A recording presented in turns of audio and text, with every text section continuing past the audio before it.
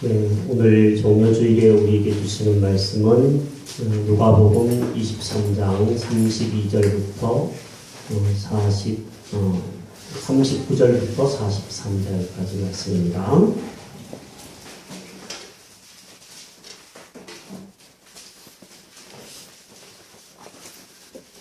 누가복음 23장 39절부터 43절까지 말씀 함께 읽는 중에 은혜가 되기를 바랍니다. 같이 읽습니다. 시작.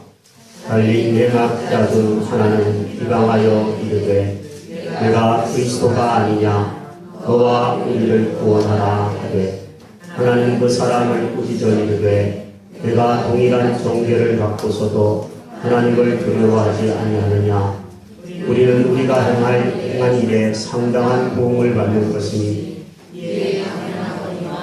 이 사람이 행한 것은 옳지 않은 것이 없느니라 하고 이르되 예수여 당신의 나라에 임하실 때에 나를 기억하소서 하니 예수께서 이르시되 내가 진실로 내게 이르노니 오늘 내가 나와 함께 낙원에 있으리라 하시니라. 아멘. 우리 옆에 분에게 인사합시다. 하나님의 말씀에 은혜가 되시기 바랍니다. 이렇게 인사합시다. 하나님의 말씀에 은혜가 되시기를 바랍니다. 네. 우리 이상 예배를 드릴 때는 자세가 되게 중요하다고 생각합니다. 말씀을 들을 때도 자세도 중요하겠지만 여러분 예배 시간을 지키는 것부터가 사실 굉장히 중요합니다.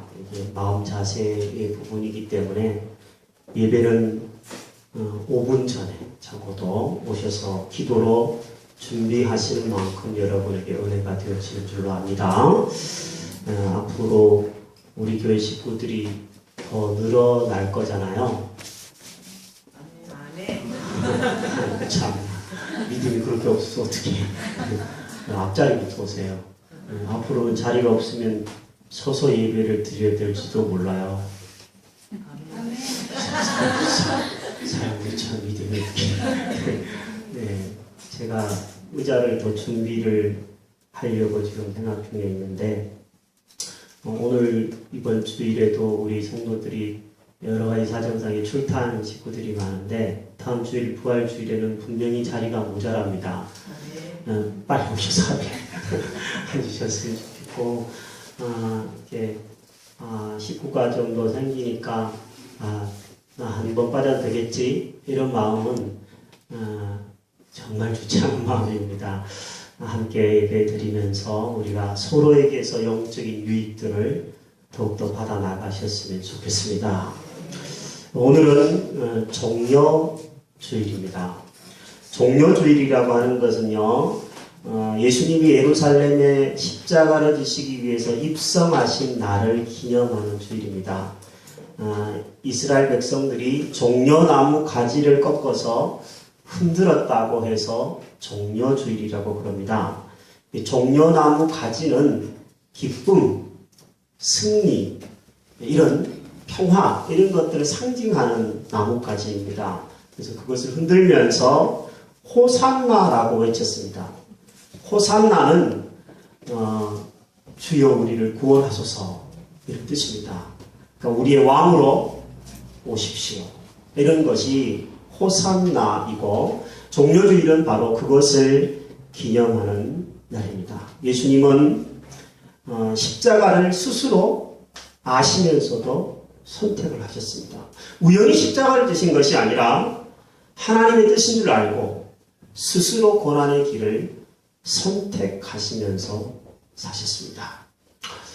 이 고난주간이라고 일컬어지죠. 이 종려주일을 보내는 이번 한 주간이 고난주간이고 다음 주일이 이제 부활주일인데 예수님의 이 십자가를 선택하신 것을 많이 묵상하는 한 주간이 되셨으면 좋겠습니다. 지금부터 몇십 년 전 이야기지만 텔레비전 광고에 순간의 선택이 10년을 좌우한다. 무슨 전자제품 광고를 아마 그렇게 했던 것으로 알고 있습니다.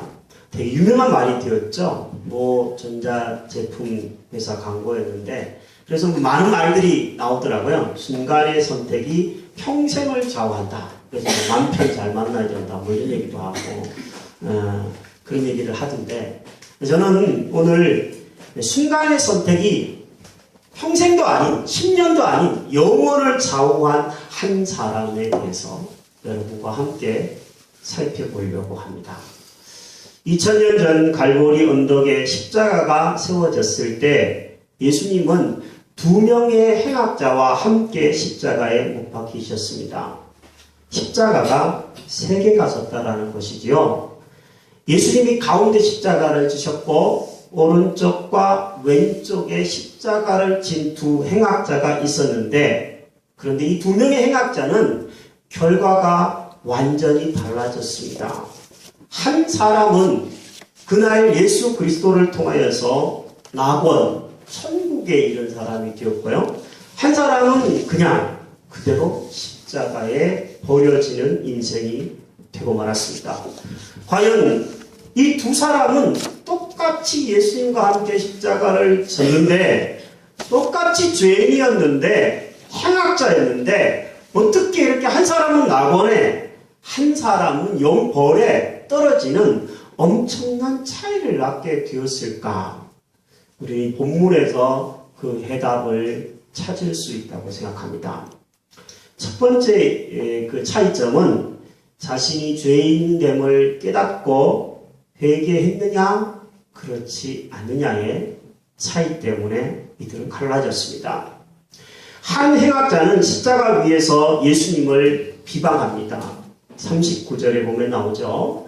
달린 행악자 중 하나는 비방하여 이르되 내가 그리스도가 아니냐 너와 우리를 구원하라 비방하고 있습니다. 여기 비방한다라는 말은요 원래 한 번만 비방한다라는 표현이 아니라 헬라의 원어의 뜻을 요즘에 제가 배우고 있는데 미완료 능동태라고 해서 계속 비방을 한다라는 뜻입니다. 한두 번 예수님을 향하여서 나를 살리고 너도 살아라 이렇게 얘기하는 것이 아니라 불경스럽게도 계속 말로 욕하고 헐뜯고 비방하고 그렇게 했다는 얘기입니다. 사실 예수님을 비방하는 사람은 이 강도만 이 행악자만 그랬던 것이 아닙니다. 성경을 읽어보면 지나가는 사람들은 머리를 흔들면서 예수님을 조롱하고요. 또 관리들은 예수님을 비웃습니다. 종교 지도자들로 일컬어지는 대제사장과 서기관들 또 군인들은 예수님을 희롱합니다. 갈대로 머리를 때리면서 눈을 가리고 뺨을 때리면서 누가 때렸는지 맞춰보라고 희롱하기도 합니다. 이게 한 번만 된 것이 아니라는 거예요. 계속 되었다라는 것을 이야기합니다.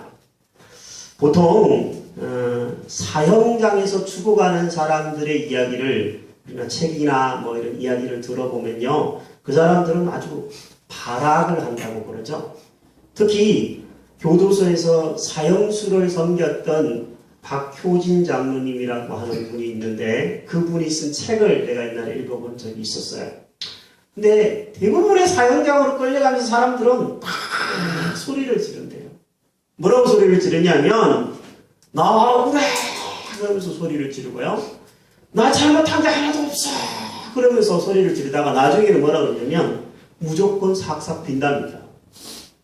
무조건 잘못했다고 삭삭 빌기도 하고요. 그리고 죽기 싫다고 살려달라고 그렇게 눈물과 콧물을 흘리는 경우들이 대부분이라고 합니다. 아마 이 한편에 있었던 행악자도 역시 똑같은 마음이었을 것 같아요.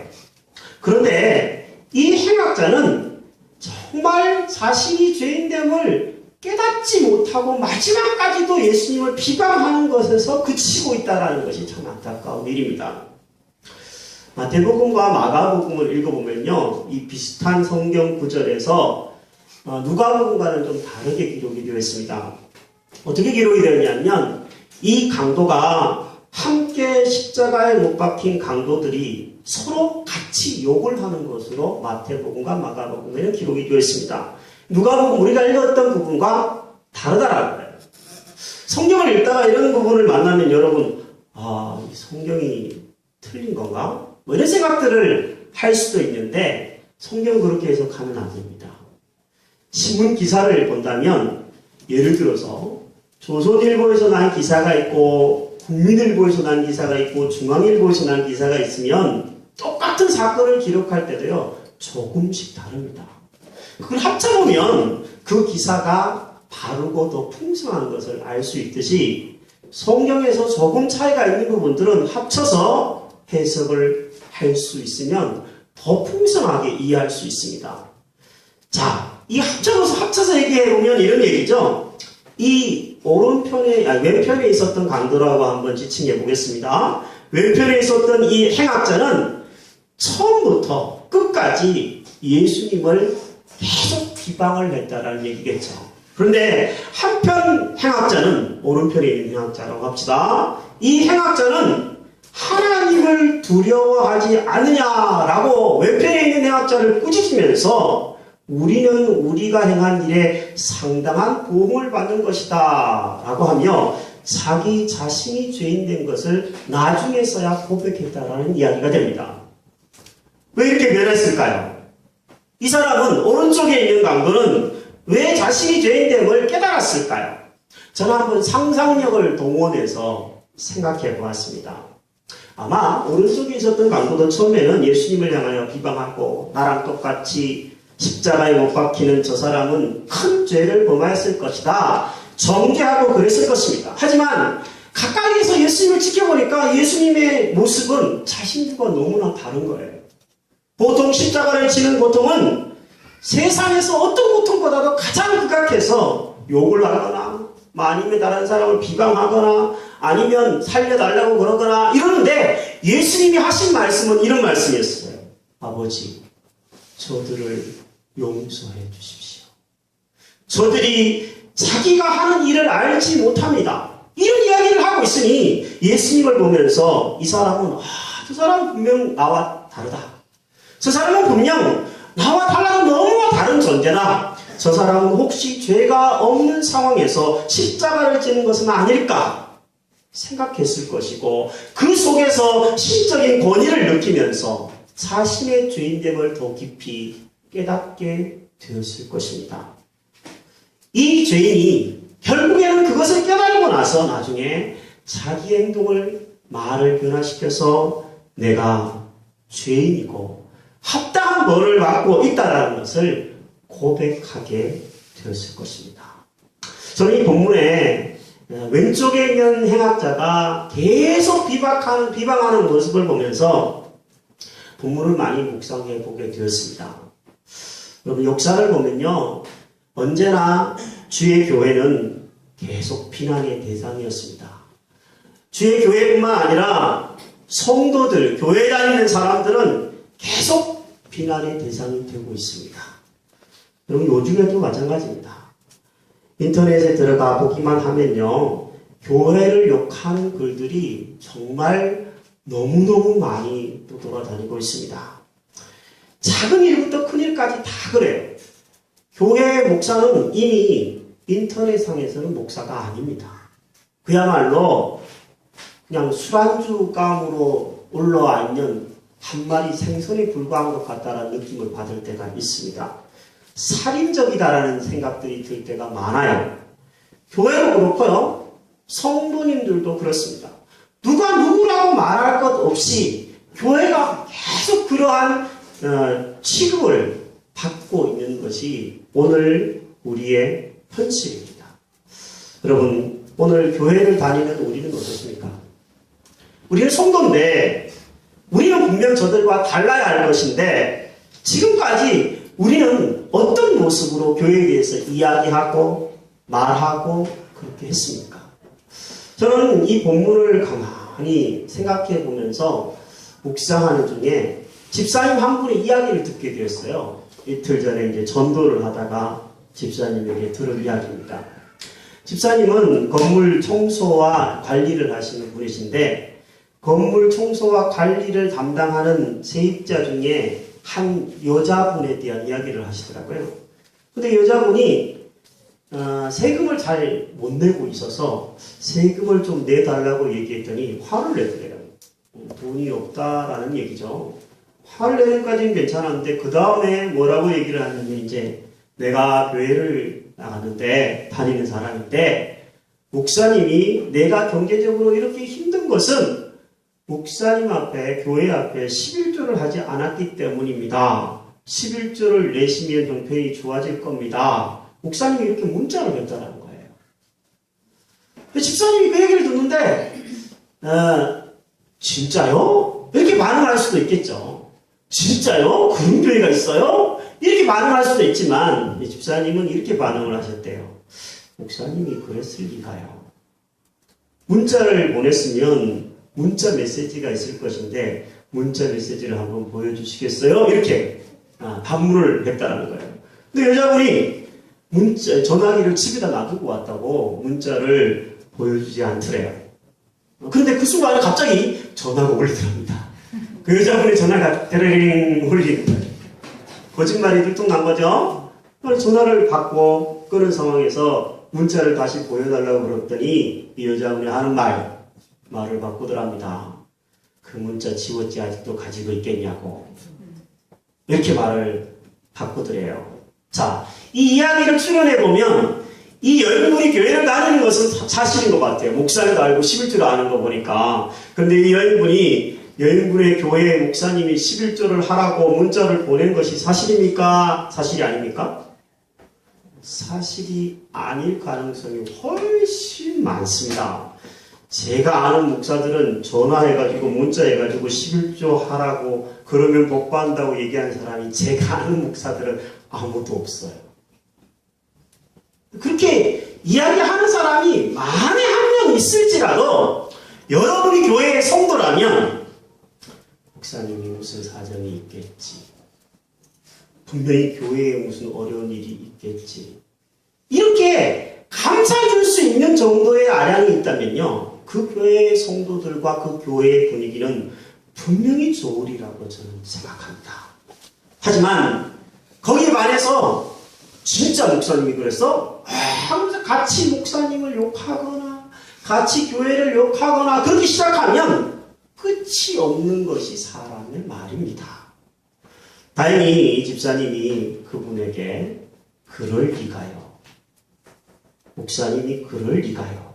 이렇게 이야기하면서 목사님을 약간 감싸 안았기 때문에 문제는 잘 비화되지 않고 해결이 되었습니다. 여러분 일례지만 혹시 여러분 교회를 다니시면서 지금 믿음생활 한다고 이렇게 교회에 출석하고 있는데도 불구하고 주의 교회에 대한 근거 없는 이야기로 교회에 대해서 비방을 하거나 아니면 성도들에 대해서 속된 말로 뒷담화를 한다거나 그런 일들이 있지는 않으셨습니까? 저는 여기에서 자유로운 사람이 없다고 생각합니다. 저도 그런 적이 있었음을 고백하지 아니할 수 없고 여러분도 여기에서 나는 한 번도 그런 적이 없습니다. 말할 수 있는 사람이 자유할 수 있는 사람이 없다고 생각합니다.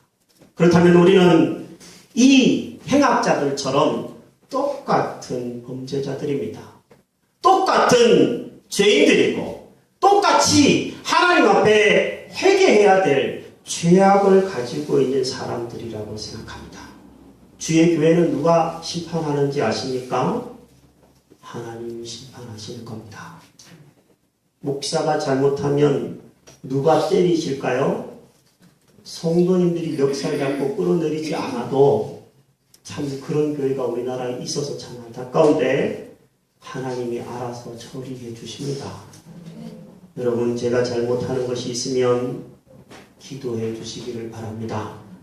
다만 우리 교회 안에서 이렇게 서로를 비방하거나 서로를 찢어내라는 교회가 찢겨나가는 이런 아픔은 더 이상 있어서는 안 되겠습니다. 지금까지 우리 희망의 교회는 그런 일은 없었어요. 하지만 높아시면서 이 강도를 보면서 다시 한번 여러분에게 간곡히 부탁드립니다. 교회 안에 나와 좀 다를 수 있고 목사가 목회자가 지도자가 좀 마음에 안 맞을 수 있을지라도 여러분 기다려 주시기 바랍니다. 그러면서 기도해 주실 때 그를 위하여 감싸 주시고 안아 주시려고 할 때, 그러면서 나 자신의 부족함과 죄악을 돌아보면서 회개할 때 주의 교회는 건강한 모습을 회복하게 될 줄로 믿습니다. 여러분, 이 두 명의 행악자를 보면서 우리 한 가지 배웠으면 좋겠습니다. 죄악을 깨달았느냐, 회개했느냐, 그렇지 않느냐에 따라서 영원한 인생이 갈라진다는 것들을 기억하면서 우리 자신의 죄악을, 누구의 죄도 아닌 자신의 죄악을 깨닫고 회개하는 한 주간이 되셨으면 좋겠습니다. 두 번째로 이 두 명의 극명한 차이는요, 예수님에게 도움을 요청했느냐 요청하지 않았느냐의 차이입니다. 왼편에 있는 행악자는 예수님을 끝까지 비방하면서 그냥 죽어갑니다. 도움을 전혀 요청하지 않습니다. 하지만 오른편에 있는 행악자는 예수님에게 마지막 도움을 요청합니다. 자신이 죄인됨을 인정하고 예수님 앞에 그 신적 권위를 느낀 예수님 앞에 이렇게 말합니다. 예수여, 당신의 나라에 임하실 때에 나를 기억하소서. 한번 따라해 볼까요? 나를 기억하소서. 나를 기억하소서. 예수님에게 간절히 도움을 요청하고 있습니다. 이 요청 때문에 오른쪽에 있었던 이 행악자는 낙원의 복을 받게 됩니다. 여러분은 어떨 때 도움을 요청하시나요? 누구에게 도움을 요청하시나요? 도움을 요청할 때라는 것은요, 자기의 힘으로 뭔가 할 수 없다라는 것을 절실히 느껴야지 도움을 요청합니다. 병이 들었다고 한번 생각해 보십시오. 어떤 분은 병이 들어도 내가 내 몸 잘 아니까 내가 이런 음식 먹고 이렇게 쉬어주면 나을 거야. 그렇게 해서 병을 키우는 사람이 있고요. 또 어떤 분은 조금만 아프다 그러면 병원에 막 쫓아가서 의사 선생님의 도움을 받는 사람이 있습니다. 누가 더 건강할 가능성이 많을까요? 의사가 훨씬 더 건강을 관리할 수 있는 비결입니다. 여러분, 질병도 그럴진데 우리의 믿음과 신령도 마찬가지일 것입니다. 내가 죽을 병에 든 중죄인인 것을 깨닫고 이 질병을 치료해 줄 수 있는 의사는 예수님 뿐임을 고백하고 그분에게 도움을 요청하는 것, 그게 믿음이지 않습니까? 여러분, 우리는 모두 중병에 걸려있는 행악자들입니다. 죽어가고 있다라는 것만 봐도 우리는 그것을 알게 됩니다. 우리 인간에게 죽음이 찾아오고 고통이 있고 이 나그네 인생에서 슬픔이 있는 것이 바로 우리가 죄인이고 죄악을 범한 행악자라는 증거 아니겠습니까? 그러나 예수님은 죄악에 병든 우리를 치료해 주시는 만병의 치료자요 의사인 줄로 믿습니다. 예수께서 이렇게 말씀하셨습니다. 건강한 자에게는 의원의 의사가 쓸데가 없고 병든 자에게라야 쓸데가 있느니라. 너희는 가서 내가 긍휼을 원하고 제사를 원하지 아니하노라 하신 뜻이 무엇인지 배우라. 나는 의인을 부르러 온 것이 아니요. 누구를 부르러 왔다고요? 죄인을 부르러 왔노라. 여러분과 제가 죄인 된 것을 철저하게 인정하고 주님의 도우심을 간구할 때 주여 저를 기억해 주십시오. 저를 불쌍히 여겨주십시오. 이렇게 기도하는 자는 누구든지 주의 이름을 부르는 자는 구원을 얻으리라 약속하셨으니 구원을 얻고 낙원을 얻게 될 줄로 믿습니다. 사랑하는 여러분, 이 강도가 오른편 강도가 낙원에 이르렀다 그러는데 뭘 잘해서 구원을 얻었나요? 이 사람은 평생을 잘못하다가 사형장에서 예수님을 만난 사람입니다. 이런 사람들이 많아요. 박효진 장로님 이야기 아까 있었는데 사형장에 이슬로 사라져가면서 예수 믿은 사람들 중에는 막가파로 일컬어지는 출신 사람들도 있고요. 그 장로님이 이제 전도를 해서 마지막에 예수 믿고 감옥에서 자신 예수 믿을 뿐만 아니라 감옥에 있는 죄수들을 전도하고 간 사람들도 많거든요. 그런데 그분들이 예수 믿고 구원 얻은 것은 참 좋은 일이지만 그분들이 이 사회에서 공헌한 건 하나도 없어요. 그렇죠? 오히려 해악만 끼쳤잖아요. 그런 거 보면 우리가 구원함을 얻는다, 천국에 간다, 낙원에 이른다라는 것은 착한 일을 많이 해서 가는 것이 절대로 아니라는 것을 알게 됩니다. 여러분, 착한 일을 하지 말라라는 것이 아니라 착한 일은 아무리 많이 해도 하나님이 원하시는 기준에는 우리 인간이 도달할 수 없습니다. 그러므로 우리 자신의 죄인됨을 인정하고 주님의 도우심을 의지하는 사람에게만 하나님이 낙원의 은혜를 주시는 줄로 믿습니다. 자, 이 본문에 나오는 두 행악자, 왼편에 있는 강도는 어떻게 됐죠? 그냥 예수님을 비방하다가 끝나버렸습니다. 반면에 오른편에 있는 강도는 어떻게 되었죠? 자신의 죄인됨을 인정하고 예수 그리스도의 도움을 의지하였을 때 어떻게 됩니까? 낙원에 이르게 됩니다. 자, 여러분, 낙원, 영어로 파라다이스 이렇게 얘기하는데 유토피아 이렇게 얘기하기도 하는데 낙원은 어떤 곳일까요? 어떤 곳이라고 상상이 되세요? 남자들은 낙원이 어떤 곳이냐고 물으면 아마 스포츠 시설이 잘 되어 있는 곳일 거라고 얘기하는 사람도 있고, 여자분들은 아마 멋진 음식이 쫙 내가 하지 않아도 쫙 있는 곳이라고 생각할 수도 있겠고, 또 어디 여행 가고 싶은 분들은 아마 볼거리가 그냥 지천이 그냥 쫙 널려 있는 곳이 낙원이라고 생각할 수도 있을 것 같아요. 성경에서 그 힌트를 찾아보면 여러 가지가 나오긴 하지만 저는 한마디로 어떤 분의 낙원에 대한 표현이 제일 마음에 듭니다. 이 세상에서 상상하는 그 이상일 거라고 확신합니다. 그런데 이 낙원은 본문을 기준으로 보면요, 예수님이 계신 곳입니다. 예수님이 이렇게 말씀하셨거든요. 나와 함께 낙원에 있으리라. 먹을 것이 아무리 지천에 널렸고 아무리 볼 것이 많고 돈이 많고 해도 사랑하는 사람이 없다면 그게 낙원일까요? 지옥일까요? 사랑하는 사람, 함께 누릴 사람이 아무도 없다면 그건 낙원이 이미 아닐 것입니다. 나를 사랑하시고 나를 창조하시고 나를 위해서 십자가에 죽어주실 정도로 나를 사랑하시는 그 예수님이 계신 곳, 그곳이 낙원입니다. 저 낙원에 가서 낯설지 않도록 이 세상에서도 예수님과 많은 시간을 함께 가지게 되시기를 바랍니다. 낙원은요, 이렇게 예수님이 계신 곳이고 예수님이 함께 계시는 곳일 뿐만 아니라 예수 믿는 순간 주어지는 것이 낙원이고 우리가 죽어서 완성되는 것이 낙원임을 알게 됩니다. 예수님은 이렇게 얘기하셨죠. 오늘 예수 그리스도의 도움을 간구했던 그 오늘 낙원에 있을 것이라고 이야기했습니다. 사랑하는 여러분, 낙원은 죽어서 완성될 것입니다. 여러분이 이 세상을 떠나서 예수 믿고 이 세상을 떠나신다면 여러분은 영원한 그 낙원에서 안식하실 것입니다. 하지만 오늘 여기에서도 우리가 낙원을 경험할 수 있다는 것을 잊으면 안 됩니다. 내가 내 자신의 부족함을 항상 십자가 앞에 내려놓고 그 주님의 도우심을 늘 간구할 때 주님이 우리의 마음 가운데 성령으로 오셔서 우리의 마음의 낙원을 회복해 주시는 것이 믿음 아닙니까? 죽어서만 천국 가는 것이라면 어떤 사람은 이렇게 얘기하더라고요. 마지막 순간에 예수 믿으면 되지.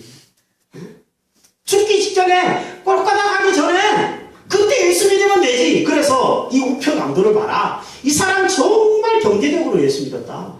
자기가 세상에 할 것 다 해보고 즐길 것 다 해보고 나쁜지 못된지 다 해보고 마지막에도 예수님 믿으니 이렇게 구원없네. 이 사람 진짜 효과적으로 예수 믿는구나. 이렇게 생각하는 사람이 여러분 중에 혹시 있을 것 같아서 제가 말합니다.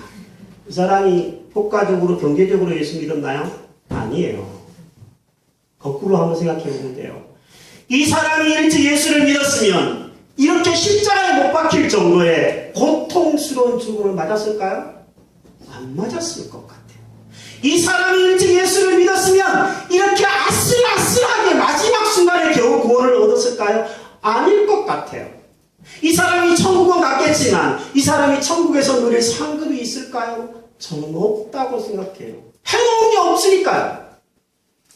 하지만 저와 여러분들은 정말 경제적으로 예수를 믿습니다. 특히 여기 어린 친구들, 여러분들은 정말 효과적으로 예수 믿는 사람들입니다. 억울한 게 아니에요. 주일날 이 시간에 텔레비 못 보고 이 시간에 놀러 못 가고 나 억울해 예배 드린 거 그거 아니에요. 세상의 친구들이 지금 더 억울한 겁니다. 사실 나중에 알 거예요. 나중에 압니다.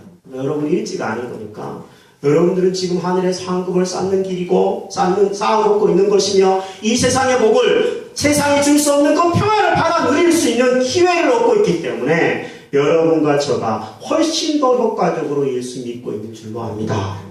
사랑하는 여러분, 아슬아슬한 넘나드는 믿음 생활 하지 마시고 넉넉히 평안히 보람을 얻고 상급을 준비해 가고 사람답게 살고 천국을 누려가면서 살아가는 여러분들의 인생이 되기를 주의 이름으로 축복합니다. 이번 한 주간 고난주간입니다. 교회에서는 특별 새벽 기도회, 또 새벽에 못 나오시는 분은 저녁에 기도회를 나오시라고 말하고 싶습니다. 기도할 때 우리가 많은 기도가 있겠지만 저는 이렇게 기도했으면 좋겠어요. 솔직히 주님, 저는 연약한 존재입니다. 그리고 저는 죄인입니다. 주께서 도와주셔야 합니다. 제 마음을 다스려 주시고 우리의 가정과 자녀들을 다스려 주시고 왕으로 오셔서 우리 희망의 교회를 다스려 주셔서 우리가 작은 천국을 경험하게 해 주십시오. 이렇게 기도하는 한 주간이 되시기를 바랍니다. 제가 원래는 제 개인적으로는 이 고난주간에 금요일, 토요일, 또 주일날 아침까지 3일 동안 상주를 한번 해볼 생각이에요. 예수님이 돌아가신 날이 금요일이잖아요. 그래서 금요일부터 한 2박 3일 정도 교회에서 지내면서 그냥 잠도 자고 기도도 하고 성경도 읽고 그렇게 해볼 생각입니다. 문상 오시려면 오시고, 네, 문상까지는 그렇다고 문화상품권 들고 오면 안 되는데, 네, 문상 오시려면 오시되, 여러분 새벽에 기도하시고, 또 시간이 되실 때 저녁에 기도하시고, 그렇게 교회를 찾아서 기도하는 한 주간이 되셔서 주께서 여러분과 저를 다스려 주시는 작은 천국을 경험하는 한 주간이 되기를 주의 이름으로 축복합니다. 이 시간 함께 한번